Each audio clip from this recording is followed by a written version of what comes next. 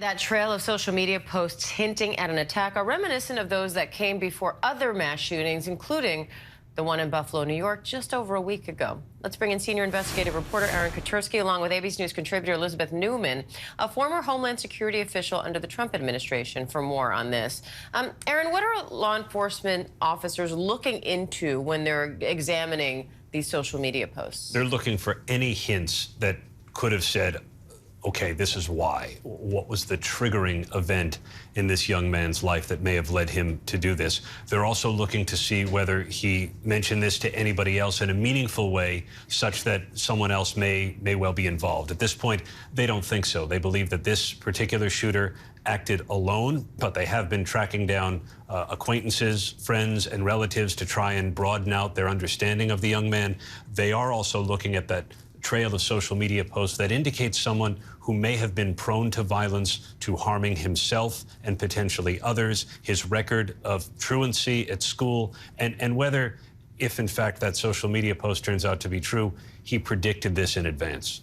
Now, Elizabeth, there seems to be a pattern in some of the deadliest mass shootings over the past few years where law enforcement apparently missed warning signs. What do you make of that, and that sort of the distinction between what qualifies as a warning sign and what more do you think needs to be done here?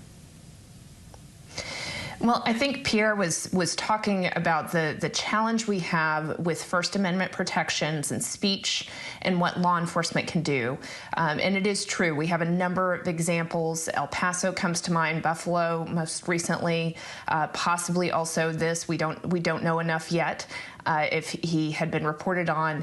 But in all of these cases, you had indications that this is a socially isolated, disaffected young man who is obsessed with violence. Those are strong warning signs. In the case of El Paso, the mother reached out to 911 and said, "I'm concerned." And the 911 operator's answer was, well, you know, if he's over 18, he's allowed to have guns under the Second Amendment. There's got to be better answers for this. And there have been, over the last 10 to 15 years, research and science around behavior to be able to better equip the public with awareness of what it looks like when somebody is exhibiting concerning behavior. And we need systems in place that come alongside law enforcement. I'm not suggesting we don't need law enforcement, we do, but they are limited in what they can do if somebody hasn't committed a criminal act.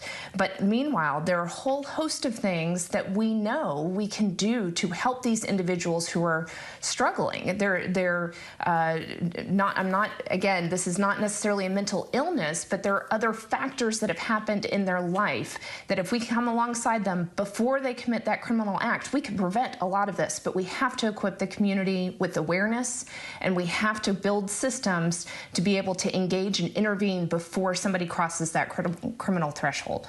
So, Aaron, where does this investigation go from here, given the shooter was killed in this case, unlike in Buffalo, for example, where they have a suspect in custody? And where they had to painstakingly go through the evidence so they could prepare a prosecution. Here, that isn't going to be the case, although they will want to collect all of the evidence from what I'm told is a gruesome scene inside that school. They spent the better part of the night notifying all the families, and we've just started to see those little faces. And so that's where their focus is right now, on victims and the families. They believe that since this shooter acted alone, there is no follow-on threat. But to Elizabeth's point, they're going to want a broader understanding of the shooter so that perhaps they can see if there were any warning signs or get messages out to the community and to the country about what to look for in the future.